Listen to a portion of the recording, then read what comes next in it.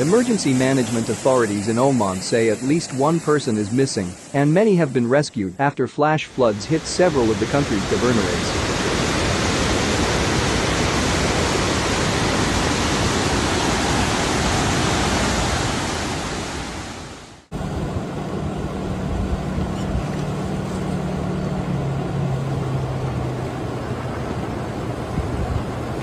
The Civil Defense and Ambulance Authority warned that wadis in several governorates were overflowing after several days of rain.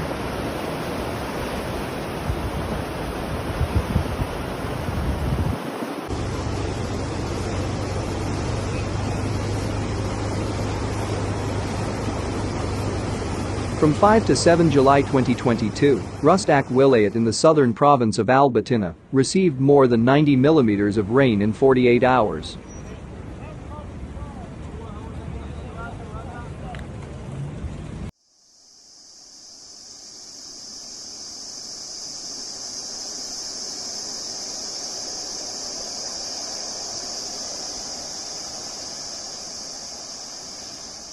One person went missing in a flooded wadi in Al-Dakhiliya Governorate, where at least 4 others were rescued.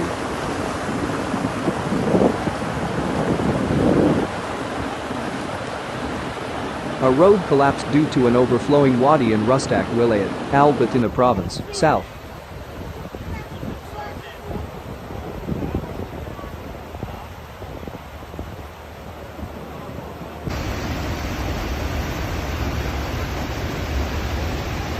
There were 2 people involved in the incident.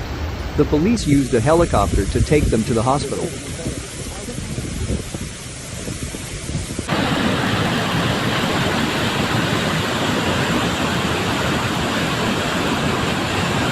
People are advised to take all necessary precautions before going outside their homes in inclement weather, especially those in areas near wadi and sea.